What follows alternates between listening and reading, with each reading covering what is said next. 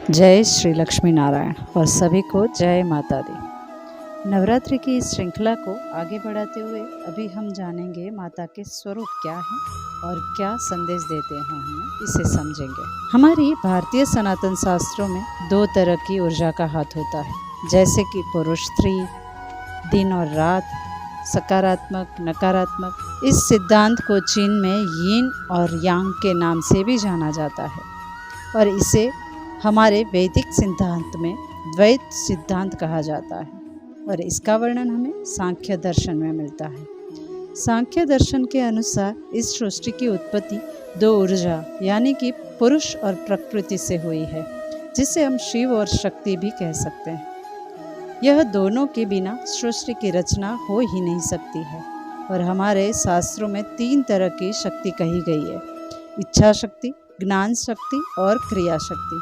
इसी को हम माँ लक्ष्मी, माँ सरस्वती और महाकाली के नाम से जानते हैं और हमें सभी को ये पता है कि यह रचना त्रिगुणात्मक है, सत्व, रजस और तमस। यह तीन गुण तीन शक्ति के गुण से मिलाकर बने हैं, इसीलिए 3 × 3 बनकर 9 अंक आता है। और हमारे शास्त्रों के अनुसार स्त्री तत्व का प्राधान्य रात्रि को ज़्यादा रहता है, इसीलिए नवरात्रि का पर्व हम मनाते हैं। तो यह हुआ नवरात्रि का रहस्य। अब एक और सिद्धांत की बात भी आती है, जो है ज्योतिष शास्त्र। ज्योतिष शास्त्र की गणना ग्रह और नक्षत्र के आधार पर होती है और नवग्रह और 27 नक्षत्र होते हैं और 3 गुण होते हैं, रजस, सत्व और तमस। तो अगर 27 को 3 से भाग करने पर 9 अंक हमें मिलता है। तो इसीलिए नवरात्रि के 9 दिनों का महत्व होता है और ऐसे साल में 4 नवरात्रि का अधिक महत्व होता है।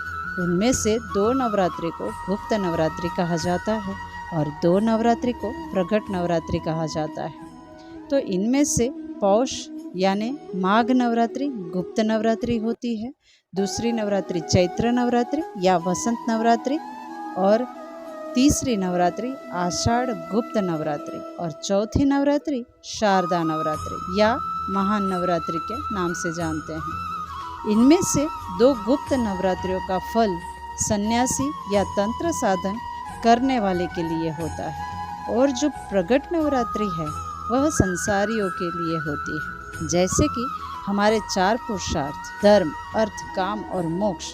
इनमें से गुप्त नवरात्रि मोक्ष वालों के लिए और बाकी तीनों प्रगट नवरात्रि के लिए है। अब शारदीय नवरात्रि या आसो नवरात्रि को हम महानवरात्रि के नाम से भी जानते हैं। तो इसे महानवरात्रि क्यों कहा जाता है? तो 9 दिन के बाद 10वें दिन दशहरा मनाते हैं, जिसे हम विजयादशमी भी कहते हैं, जिसका अर्थ होता है ऐसी दशमी जो हमें विजय दिलाने में समर्थ हो। वैसे तो हमारे पुराण शास्त्र में विजयादशमी का संबंध राम और रावण के साथ बताया गया है और ये सत्य भी है, लेकिन दूसरे पहलू से देखें तो अगर राम रावण का वध ही हुआ है तो इस दिन को शायद राम रावण वध दिन कहा जाना चाहिए। दूसरा, माता दुर्गा ने महिषासुर का वध इस दिन किया था, तो प्रश्न वहीं आकर रुक जाता है। तो इस दिन को महिषासुर मर्दन भी कहा जाना चाहिए, लेकिन शास्त्रों में विजयादशमी कहा जाता है। अब इसके अर्थ को समझे तो यह नवरात्रि एक संकेत है, हमारे अंदर के अवगुण को दूर कर उस पर विजय प्राप्त कर हमारे सुषुप्त गुण को जागृत कर विजय प्राप्त कर सकते हैं। आपकी सारी इच्छाओं की पूर्ति हो सकती है और इसी में अगर हम नवदुर्गा के रूपों को देखें तो प्रत्येक रात्रि की जो देवी है और उसके गुण को शास्त्रों में जो बताए गए हैं उसका संबंध हमारे गुणों से किया गया है और इसके साथ प्रत्येक देवी का मंत्र भी दिया गया है। तो जब उस दिन हम उस देवी का मंत्र जब उस रात्रि को करते हैं तो हमारे सुषुप्त गुण को जागृत करने में सहायक होते हैं, इसीलिए इसे महानवरात्रि कहा जाता है। तो अब हम नवरात्रि के 9 दिनों में माता के 9 स्वरूप की आराधना करते हैं। वह वास्तव में हमारे किस गुण को दर्शाते हैं?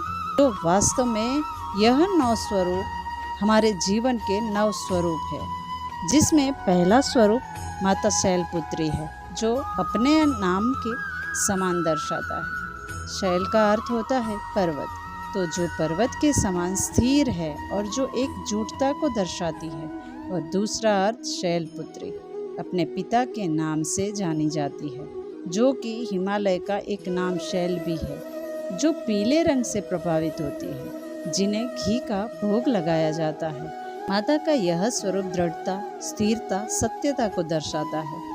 इस दिन इस गुण को अपनाने के लिए, हमारे अंदर जागरूक करने के लिए ह्रीं शिवाय नमः इस मंत्र का जप हमें करना चाहिए। माता का दूसरा स्वरूप ब्रह्मचारिणी है, जिसका अर्थ है जो ब्रह्म का आचरण करने वाली है, जो पवित्रता और सत्य को प्रमाणित करती है, जो हरे रंग से प्रभावित होती है। और हरा रंग जीवन में सुकून, स्वस्थता प्रदान करता है, जिन्हें मिश्री, शक्कर, पंचामृत का भोग लगाया जाता है। जीवन में ज्ञान का आचरण करना यह देवी हमें सिखाती है, जिसका मंत्र ह्रीं श्रीं अंबिकाय नमः है। माता का तीसरा स्वरूप माँ चंद्र घंटा है, जिसके सिर पर चंद्रमा विराजमान है, जो संतुलित मन और भावनाओं को व्यक्त करती है, जो भूरे रंग से प्रभावित होती है, जो निर्भयता और भरोसेमंद का प्रतीक है। इस दिन माता को दूध या दूध से बनी चीज़ों का भोग लगाना चाहिए। मन को कैसे काबू करना और मन के अंदर की जागरूकता बढ़ाने के लिए ऐं श्रीं शक्ते नमः इस मंत्र का जाप करना चाहिए। माता का चौथा स्वरूप कुष्मांडा को समर्पित है, जिसका अर्थ है अंडे से ऊर्जा उत्पन्न हुई हो, तो रचनात्मक सिद्धांत को दर्शाती है। इस दिन माता नारंगी रंग से प्रभावित होती है, जो स्वास्थ्य, मानसिक बल, आनंद प्रदान करता है। इस दिन माता को मालपुए का भोग लगाया जाता है। कुष्मांडा का दूसरा अर्थ कद्दू भी होता है, तो ये देवी आंतरिक गुणों का विकास करने का कार्य करती है, जिसका मंत्र है ऐं ह्रीं दिव्यै नमः। माता का पांचवा स्वरूप है स्कंद माता, जो स्कंद यानी कि कार्तिकेय की माता है, इसीलिए उनकी गोद में भगवान कार्तिक बैठे हुए हैं। अपने आप को एक माता की समान प्रेम करना यह एक माता ही करती है। जैसे हमें हमारी माता संभालती है, वैसे ही हमारी संभाल स्वयं करनी चाहिए, यह स्कंद माता सिखाती है। खुद के अंदर स्वीकार करने की भावना बढ़े और चुनौतियों से लड़ने में आपकी मदद करती है, जो सफ़ेद रंग से प्रभावित होती है और जो सादगी, अच्छाई और पवित्रता प्रदान करती है। इस दिन माता को केले का भोग अर्पण किया जाता है और जिसका मंत्र है ह्रीं क्लीं सौमिन्ये नमः। माता का छठा दिन माता कात्यायनी को समर्पित है, जो परिवर्तन के सिद्धांत को दर्शाती है और माना जाता है कि ऋषि कात्यायन ने माता दुर्गा की सबसे पहले आराधना की थी। इस दिन माता लाल रंग से प्रभावित होती है, जो ऊर्जा, उत्साह, उत्तेजना का प्रतीक है। इस दिन माता को मधु यानी कि शहद का भोग लगाया जाता है। सिर्फ लेना ही नहीं, हमें देना भी चाहिए, तो देने की वृत्ति बढ़ाने का कार्य यह देवी करती है, जिसका मंत्र क्लीं श्रीं त्रिनेत्राय नमः। माता का सातवां स्वरूप कालरात्रि है, जो भय और अंधकार को दूर करने वाली है, जिसका अर्थ है काल यानी समय और रात्रि यानी आराम। तो ऐसा समय जो रुकता नहीं है, परंतु रात्रि को लगता है कि वह आराम कर रहा है, रुक गया है। तो काल रात्रि जो ब्लू रंग से प्रभावित होती है, जो शांति, गहराई और विश्वास प्रदान करता है। इस दिन माता को गुड़ का भोग लगाया जाता है, जिसका मंत्र है क्लीं ऐं श्रीं कालिकाय नमः। माता का आठवां स्वरूप महागौरी समर्पित है, जो अच्छाई और सद्गुणों को प्रदान करती है और जीवन में सकारात्मक बदलाव लाने में सहायक करती है, जो गुलाबी रंग से प्रभावित होती है, जो कोमलता, मासूमियत, ममता का प्रतीक है।